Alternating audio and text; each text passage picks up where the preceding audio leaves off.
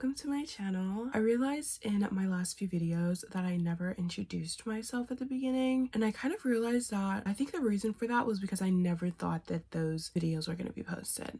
I never thought that they were going to leave my camera roll or my laptop, so I was like, why would I have to introduce myself? So before we get into today's video, I thought I would briefly give a little introduction, kind of just telling you guys about myself. Hi, my name is Anaya, or Anaya Danielle. I am 20 years old and I live in Seattle. Some of my interests include reading, fashion and shopping, TV and film, spending time with my family, baking, acting, and that's kind of the content that I plan to create for this channel. In each of my videos that I've posted, I've either been reading or talked about books, so I thought it was due time for like an actual book related video. So today I'm going to be talking about my 5 favorite books. These books have altered my brain chemistry, changed the way that I think, and I also feel have made me a better person. Before we get into this, these are fictional books. The Bible will always be my #1 book, but these are fictional books, fictional stories that I feel have really been attached to my heart and just changed the way that I think and the way that I view life. I'm gonna be giving a brief synopsis, my thoughts on the book, and also my ratings of the books. These are not in order of least favorite to favorite. It's just the order that I read them in real time. Before we get into this, go ahead and grab your ever-growing TBR list and get ready to add some more books to it. Maybe get your Amazon cart ready or however you buy your books, and let's just get into this. So the first book on this list is Sparrow by Mary Cecilia Jackson. This is a book that I never hear anybody talk about. I have the uncorrected advanced reader's copy, so I don't know if the final cut, what was taken out or what's the same, so I'm just talking about what I got in this edition, and hopefully it matches up with the published complete version. So this book follows a young girl. Her name is Sparrow. That's her nickname. Her real name is Savannah Darcy Rose. That's such a pretty name. Her nickname is Sparrow, and she is a ballerina. Now, she has kind of anxiety because she experienced something very harmful, very scary in her childhood. In this book, we are following her as she is experiencing her first romantic relationship. Everybody thinks that her boyfriend is picture perfect. I mean, on paper, he's perfect. As the book progresses, we realize everything is not as it seems, and not only is she in her first relationship, but it's an incredibly toxic one. This book is dual POV, which honestly you don't need. The other perspective that we have is of her best friend and dance partner, Lucas, as he is dealing with grief and the loss of his father, who is incredibly close to. He's just kind of going through this battle. He's like, I just lost my dad. I'm kind of losing my best friend. What is going on? Honestly, in my personal opinion, I don't think we really needed the dual perspective. I feel like if this book was solely Sparrow, it would have been okay. I give this book a 5 out of 5 stars. This is the YA version of It Ends With Us. This is It Ends With Us if it was done properly. I read It Ends With Us when I was 17. I think I read this one when I was 18, and I felt like I liked It Ends With Us, or liked is a crazy word to say. I feel like I felt like it was powerful at the time, but looking back, it was definitely romanticizing or kind of glamorizing DV. I don't know what I'm allowed to say on YouTube, so I'm gonna assume that the rules of TikTok apply to the rules of YouTube. Look up trigger warnings before you get in this book. If you've read or know anything about It Ends With Us, this is very much similar to that, except I feel like it really shines light on the victim and just how dangerous a toxic relationship can be. I feel like every young adult should read a book like this because it's such a gray area. These relationships, they start off so sweet, it quickly can become toxic at the slightest thing. I think it's important to be aware of the subtle signs of a toxic relationship. It starts off very subtle and then it can get very extreme, and I feel like this book does a very good job of showing just how dangerous it can be to stay in these relationships. Again, look up trigger warnings before getting into this book because it's definitely very heavy. While it is YA, it tackles very heavy, real topics. This book made me cry 5 times. That was a heavy way to start the video, the book recommendations. So we're gonna go a little lighter now, okay? I read this book in a sitting. I could not put it down, and I still think about these characters every single day. It's better than the movies. I'll put the picture right here. If you're on Book Talk or Booktube, you've heard about Better Than the Movies. In this book, we are following Liz, and she is another 17-year-old girl. Most of my books are YA. She is a hopeless romantic through and through. She grew up watching rom-coms with her mom, and that was something that they bonded over. But her mom passed away when she was a really young age, and so she inherited all of those DVDs that they used to watch together. So she definitely believes in like fate and like second chances. And she grew up having a crush, but he moved away. But now he's back. So she's like, this is a sign I can finally have my second chance romance. I'm going to get him. Like, I loved him when he left. I was loving him while he was gone. Now he's back and it's my chance to shine. But she doesn't really have a way to connect with him anymore. He doesn't live in the same neighborhood anymore. They don't bond over the same things because this is like 6 or 7 years in the future. So she's like, you know what? I'm going to form an alliance with his best friend, who turns out to be her enemy slash neighbor. They always fight over this parking spot. She's like, hey, so I'm kind of in love with your best friend and I need you to help me out. So they kind of form an alliance. He's like, you know what? Yeah, I will bring you out to all the parties. I will bring up your name in conversation under one condition. You have to give me the parking spot. She's like, okay, if I get him, you can have the parking spot forever and we'll never have to argue about this again. Through this time, Wes is the neighbor. Michael is Liz's initial love interest. But as the book progresses, obviously Wes and Liz are going to be falling for each other as they're spending more time with each other and getting to know one another. The schemes, the fun. I loved this book. I think when I first read it, I gave it like 4.5 stars. And then I went back and looked at my book journal and I was like, why did I give it 4.5 stars? It was a 5-star read. Like, I still think about this book to this day. Honestly, it's very cheesy and corny and like Disney Channel, ABC Family-esque, but that's what I like. I don't like spice. I don't like intensity, dark romance. I like fluff, closed door, fades of black, innocent, cute, hand-holding gets the heart beating. That's what I like. So I really loved this book. This book is what propelled me into my love of reading and also introduced me, I think, to the world of book talk. I was kind of on booktube a little bit, but it really introduced me to book talk. I give this book 5 stars. Lynn Painter really knows how to write a book. I was in an incredible book slump, and this book literally ripped me out of that slump. These characters were so easy to fall in love with and like connect with, and Lynn Painter she's really good at like describing situations and outfits and quirks and mannerisms, and like it just all feels so real, like you're witnessing it firsthand. Like you're Liz's best friend watching her be an idiot for a guy that she barely knows, but I'm gonna eat it up every single time. And Wes Bennett was the first book boyfriend to go on my list of book boyfriends. I love that man. And the slow burn did slow burn. I need somebody to start picking up Lynn Painter books and turning them into series or movies. I feel like a series would be more appreciated, but it's okay. Reading this Lynn Painter book in a sitting, it literally made me read 2 more books after it in 2 days. Like, I could not stop reading. I read like 3 books in a week. I was addicted.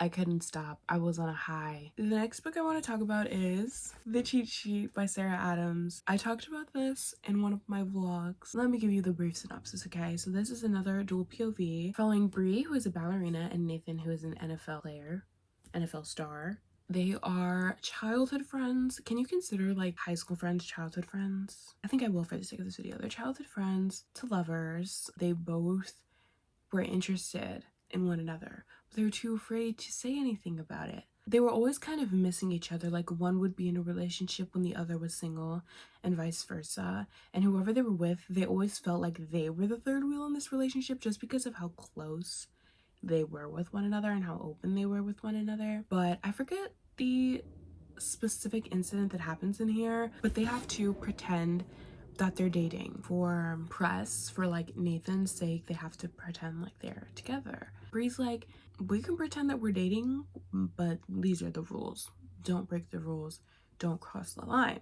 Now Nathan's teammates, they know about his feelings for Bree. They know how protective he is and how in love with her he is. So they're like, you know what? She did make all these rules, but we're gonna make the cheat sheet, which is the loopholes. They're just trying to help him get her, trying to like go around and make her fall in love with him without them knowing that she's also in love with him. I give this book a 4.5 out of 5 stars because this is the kind of book, is the kind of media that we need more of. I need more books and shows and movies where it's the guy creating the schemes to get the girl. Because in most romance books, it's the other way around. It's always the girl's perspective, trying to do whatever she can to get the guy. But in this, it's the guy and his friends trying to do whatever they can to make this romance happen. And I literally love that. It's such a breath of fresh air, and I feel like so fresh and new. Like, we don't get a lot of that. If y'all know of any other books like that, comment them down below or DM me on Instagram. My Instagram should be in the description. Please let me know. I mean, the banter, the cuteness. Again, this is a YA book.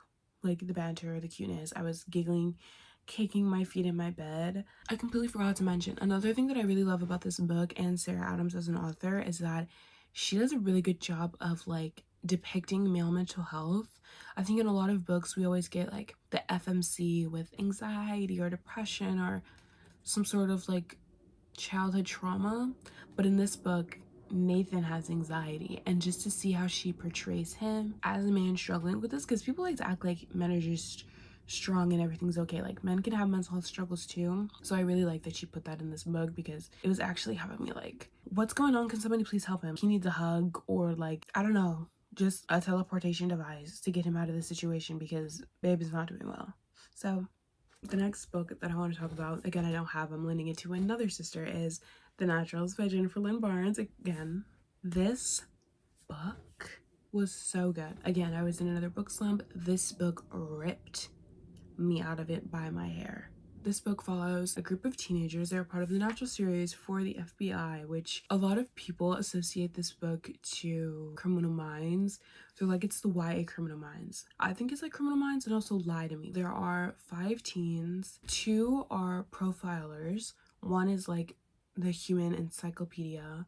Another is the human lie detector. And then we have like a mood or emotion reader, like can read facial expressions. Our main protagonist is Cassie, who is the newest recruit to the Naturals program. To say that she had a traumatic childhood is an understatement. Her mom was essentially a con artist who claimed to be a psychic because she was able to profile people, and she taught Cassie about profiling, about noticing the little things and how you can kind of figure out people's life stories based on those little things. You know, this led to the mother's demise. On one of the show nights, Cassie goes backstage to the dressing room that was her mother's, and it is drenched in blood. Can I say that on YouTube?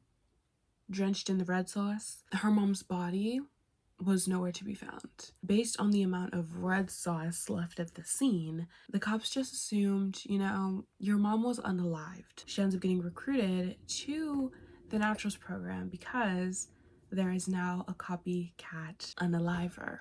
I'm gonna have to look in like the YouTube code of conduct because I don't know what words I can say and what words I have to blur out. But there's a copycat unaliver, and they think Cassie is the only one that can help them figure out what's going on. Now, for the most part, the Natural's job is kind of to solve cold cases for the FBI, or really just study cold cases. They're really not supposed to be helping out with active crimes. However, this is like a big situation. They have some creepy, cryptic messages for her that only she can understand because they relate to her mother. This book was literally insane. The plot twist, I couldn't have guessed it if you hinted at it. Like, the person that I thought was the unaliver, I apologize to you because you kind of went through it. It was definitely a challenge to kind of get into, just because you, like, obviously Jennifer Lynn Barnes has to lay the foundation for the rest of the series, kind of help you understand kind of the situation that we're in and the high stakes. But like the last 100 pages, I flew through like so smooth. Could not put that book down. So fast paced, so fun, so intense. I was sending my sister voice memos as I was reading this book. My sister's not a reader, okay? Most of my sisters are not readers, so I was sending her voice messages like she cared, and she was even eating it up. She's like, oh my gosh, like, I can't believe that's happening. She has no idea what's going on in this book, but I'm just like explaining it to her. Jaw was on the floor. The second book is gonna be a different copycat, and I can't wait to get into that one. The final book on this list is my new favorite book. It doesn't get enough love. The Do-Over by Lynn Painter. This, 6 stars. When people talk about Lynn, they always talk about better than the movies and betting on you. Nobody talks about the do-over. And I wish that they would. Honestly, I had really low expectations for this book because it's a Groundhog Day plot. I hate the Groundhog Day plot. It was great in 2017 when it started to really pop off and become popular. And then when everything after that was a Groundhog Day plot, I hated it. But this book really surprised me. So in this book, our FMC, her name is Emily. She is experiencing her first Valentine's Day in a relationship. And she's been with her boyfriend for 3 months and she thinks, you know, this is the perfect time. I'm going to tell him I love you. So she plans this day to a T. She wants this to be the perfect Valentine's Day. She got the outfit. She knows she has her gift that she's prepared for him. She knows exactly where and how she's going to tell him that she loves him. It doesn't go the way that she wants it to. Her sister's with her, kind of having an argument with her stepmom and then her dad. And then she gets in a car accident on the way to school. And then she has to get a ride from a classmate of hers, but he's like being a jerk to her. She gets to school, she misses her boyfriend. Her friends are kind of like, hey, maybe you shouldn't tell this man that you love him. As soon as she's about to, she goes outside and she catches him kissing his ex. Heartbroken, runs home, gets in another argument with her dad, goes to her grandma's house, has some soup, goes to bed. Then she wakes up, she's back at home, and it's Valentine's Day again. She's like, oh, maybe that was just some crazy, messed up dream. Nightmare, if you will. What a terrible time. I'm gonna make sure that today is actually perfect. Whatever went wrong in that dream, it's not gonna go wrong in real life. But everything repeats the exact same. Like I mentioned, this is a Groundhog Day plot. She's reliving Valentine's Day over and over, trying to figure out what the heck went wrong. Why are these things happening to her? How is she trapped in the Matrix, essentially? Now, for this book, I think my main reservation was not only that it was a Groundhog Day plot, but how are we going to pull a romance into a Groundhog Day plot where she knows that she's repeating the same day, but everyone around her doesn't? I don't know how Miss Painter did it, but she did it. This book was honestly so fun. It's such a breath of fresh air. Nick, he is also on my book for friends list, but he is now my number one. He is now the standard. He is what I'm looking for. And something else that I really liked about this book is that it had an emotional edge, you know, like having divorced parents and going back and forth from house to house and kind of feeling like you're being replaced by your parent. And also we deal with grief and the loss of a family member, and I loved better than the movies, but I feel like this book had an emotional edge that the others didn't, and this book grabbed on my heart in a way that the other two didn't as well. When I first read the book, I was like, is 5 stars crazy? So I gave it 4.75. Then as time continued, literally the next day, I was like, you know what, this is a 5-star book. And then the day after that, I was like, no, it's a 6-star book. I read this book in January. It put me in the fattest reading hangover, like, because it was just so good. And I was like, how can we start the year this way and assume that it's gonna get better from here? I loved how vulnerable and open they got with each other, and I feel like the characters were so likable, like especially Emily. Like I feel like she wasn't overly cringy or annoying. She's genuinely me. She is me, I am her, we are one. I would have been the exact same way if I was her. I made a collage and I posted it on my Pinterest because that's how much I love this book. If you know more books with a man like Nick Stark, again, comment down below or DM me on Instagram. That's it for my book recommendations. Those are the 5 books that have literally changed me, my favorite books of all time as of right now. As of the 15 to 20 books I've read in the past few years, those are my favorites. If you enjoyed this video, make sure that you give it a thumbs up. If you've made it this far, comment down below your top 3 books. I was gonna say comment down below your favorite book. It's difficult for me to even pick one. Actually, The Do-Over is definitely not.